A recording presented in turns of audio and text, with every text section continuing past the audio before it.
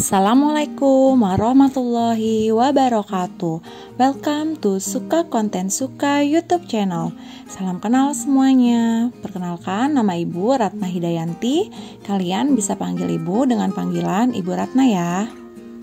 Nah, kita akan lanjut ke video pembelajaran kali ini. Jadi kali ini Ibu membuat video pembelajaran tentang PKWU untuk SMA kelas 12, yaitu membahas materi tentang wirausaha produk peralatan teknologi terapan. Simak videonya sampai habis dan bantu Ibu untuk subscribe, like, komen, dan share supaya Ibu lebih semangat lagi dalam membuat video pembelajaran lainnya. Terima kasih. Nah, pada pembelajaran PKWU selalu ada kata-kata di depannya yaitu wirausaha. Sebenarnya apa sih ciri-ciri wirausahawan itu? Jadi sebelum kalian terjun ke dalam bidang usaha dan menjadi wirausahawan, kalian harus tahu dulu ciri-ciri wirausahawan itu seperti apa. Yang pertama, seorang wirausahawan itu harus melangkah dengan berorientasi pada efektivitas dan efisiensi. Jadi apa yang dilakukannya harus memiliki efektivitas, harus efektif dan efisien. Yang kedua, seorang wirausahawan itu pasti harus memiliki jiwa kepemimpinan karena dia akan memimpin anak buahnya atau para karyawannya. Terus yang ketiga, seorang wirausahawan juga harus bisa menjadi sebagai motivator. Motivator untuk dirinya sendiri dan motivator untuk para karyawan-karyawannya. Harus bisa juga berani ambil resiko, karena dalam berwirausaha pasti akan bertemu dengan resiko-resiko. Dan ketika seorang wirausahawan ini mengalami kesulitan, mereka harus semangat untuk bisa mengatasi dan melewati kesulitan tersebut. Seorang wirausahawan juga harus memiliki daya inovasi, kreasi, dan imajinasinya harus tinggi. Kemudian tepat dalam menerapkan prinsip ekonomi supaya tidak salah jalan dalam mengembangkan bisnisnya, dan memilih sistem manajemen yang tepat. Nah, seorang wirausahawan juga harus bisa beradaptasi terhadap perubahan lingkungan. Karena zaman sekarang ini teknologi sangat cepat sekali berkembang. Jika kita tidak bisa mengikuti atau beradaptasi dengan perkembangan teknologi, maka usaha kita bisa jadi akan terlindas. Seorang wirausahawan juga harus bisa berpikir analis dan harus bisa juga melakukan review untuk pengembangan yang berkelanjutan yang baik untuk usahanya. Nah, ini adalah sebagai gambaran ciri-ciri wirausahawan itu seperti apa. Sehingga ketika kita ingin terjun ke dalam bidang usaha, kita tahu kita harus memiliki sifat dan sikap yang seperti apa.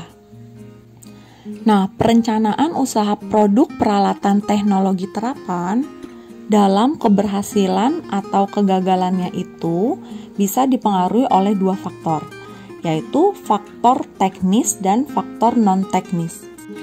Nah, kalau faktor teknis ini bisa dilakukan dengan terus menjaga kualitas dan kuantitas produk yang dihasilkan. Nah, sedangkan kalau faktor non-teknis ini meliputi konservasi sumber daya manusia. Karena SDM di sini sangat penting dalam kegiatan berwirausaha. Nah, kalian bisa lihat pada gambar yang termasuk konservasi sumber daya manusia itu apa saja. Mulai dari kemampuan menganalisa, kemampuan merencanakan, keterampilan berorganisasi, membuat penilaian, membuat keputusan, memenuhi standar yang dipersyaratkan, interaksi dan komunikasi, bertanggung jawab, bekerja dalam tekanan, karakter untuk selalu mengembangkan diri. Ini adalah konservasi sumber daya manusia yang seharusnya dimiliki oleh para wirausahawan, terutama dalam perencanaan usaha produk peralatan teknologi terapan. Nah, teknologi sangat diperlukan bagi keberlangsungan hidup manusia. Apalagi sekarang teknologi itu berkembang sangat cepat, kemudian terus-menerus berevolusi sehingga dapat membantu untuk pengerjaan tugas-tugas manusia. Jadi dengan menggunakan teknologi dapat membantu mempermudah kegiatan-kegiatan yang dilakukan manusia. Nah, pengembangan teknologi ini kita jadikan peluang usaha dengan berwirausaha produk peralatan teknologi terapan. Nah, dalam perencanaan kita harus melihat yang pertama adalah manfaat pasar. Nah, pasar di sini kan merupakan mekanisme usaha yang menata kepentingan pembeli terhadap kepentingan penjual. Di pasar juga kita bisa melihat perilaku pembeli dan penjual. Kemudian kita bisa melihat komoditas yang diperjualbelikan, aturan main yang disepakatinya seperti apa, regulasinya. Kita juga bisa melihat manfaat suatu produk, baik yang berupa produk barang maupun jasa, atau kombinasi keduanya, yang ditawarkan oleh produsen kepada konsumen. Kita bisa melihat semua itu di pasar, jadi kita harus benar-benar memanfaatkan pasar dalam berwirausaha. Nah, terus produk-produk peralatan teknologi terapan itu seperti apa? Ini ada 3 contoh. Yang pertama, 1 alat untuk pengkomposan.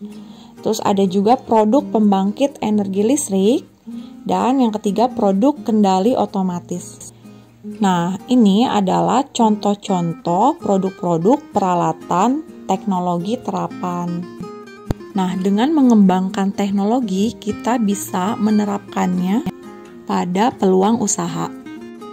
Nah, ini pada gambar adalah contoh alat untuk pengkomposan. Jadi menerapkan teknologi dalam bidang usaha kompos atau komposter. Nah, kalau ini sistem komposter yang bisa digunakan dalam mengolah sampah pada level rumah tangga. Jadi ini sistemnya lebih mudah, jadi bisa digunakan pada level rumah tangga. Nah, selanjutnya pada gambar ini adalah teknologi terapan produk pembangkit energi listrik, yaitu PLTMH. Jadi PLTMH ini pembangkit listrik tenaga mikrohidro. Jadi ini menggunakan tenaga air sebagai sumber energi dalam menghasilkan energi listrik. Nah, selanjutnya ada juga produk kendali otomatis. Nah, ini Ibu contohkan adalah lampu otomatis. Dia menggunakan sensor LDR. Jadi, dia memanfaatkan teknologi sensor. Ketika terdeteksi sensor pergerakan, maka lampunya ini akan menyala. Ini juga termasuk ke dalam salah satu contoh produk peralatan teknologi terapan. Jadi sebenarnya masih banyak juga contoh-contoh produk teknologi terapan yang lainnya ya. Nah, produk kendali otomatis ini juga contohnya itu ada pada robot. Nah, pada karakteristik robot itu, yang pertama, robot itu biasanya mendeteksi lingkungan melalui sensor. Kemudian, robot itu biasanya mampu bergerak sendiri, merupakan kecerdasan buatan, dan harus ada catu dayanya. Nah, catu daya ini berfungsi untuk menyediakan energi listriknya. Nah, apa sih karakteristik robot itu? Jadi, robot merupakan mesin hasil rakitan kan? Hasil rakitan manusia, kemudian dia dapat bekerja tanpa lelah, membantu pekerjaan manusia yang bersifat non-stop. Nah, biasanya robot ini dimanfaatkan untuk penjelajahan lingkungan yang berbahaya, misalkan penelitian, membantu untuk proses produksi di industri, transportasi, kesehatan, yang biasanya sulit dilakukan oleh manusia tetapi dapat dikerjakan oleh robot. Makanya robot ini dibuat untuk bisa membantu pekerjaan manusia. Nah, terus bagaimana penghitungan harga jual produk peralatan teknologi terapan? Atau biasa kita sebut di sini adalah break even point ya. Nah, sebenarnya dalam penentuan produk harga jual setiap usaha itu hampir sama. Jadi yang pertama adalah penentuan BEP-nya atau break even point. Jadi BEP ini adalah di mana yang menyatakan bahwa perusahaan itu pada titik tersebut tidak beruntung atau tidak rugi. Jadi istilahnya impas. Nah, terus bagaimana media promosinya? Jadi promosi produk ini dapat dilakukan diantaranya dengan mengadakan kegiatan di suatu lokasi. Terus promosi juga bisa dilakukan melalui media cetak, atau melalui radio, atau kalau zaman sekarang kan bisa melalui media sosial. Nah, dalam penjualan produk teknologi terapan, ini kita bisa menggunakan juga dengan sistem konsinyasi. Jadi sistem ini tuh penjualan dengan cara menitipkan produk kepada pihak lain untuk dijualkan dengan harga jual dan persyaratan sesuai dengan perjanjian antara si pemilik produk sama si penjualnya. Nah, pada sistem penjualan konsinyasi ini, kegiatan penjualannya tidak terbatas pada tempat tertentu atau melibatkan banyak orang. Tetapi dapat melakukannya juga dengan sistem online, termasuk juga promosi dan penerapannya. Jadi saat ini kita bisa memaksimalkan promosi secara online untuk penjualan peralatan teknologi terapan. Nah, semoga kalian paham tentang wirausaha produk peralatan teknologi terapan. Kalau ada yang mau ditanyakan, boleh ketik aja di kolom komentar. Dan jangan lupa bantu Ibu untuk subscribe, like, komen, dan share supaya Ibu lebih semangat lagi dalam membuat video pembelajaran lainnya. Terima kasih. Sekian dulu. Wassalamualaikum warahmatullahi wabarakatuh.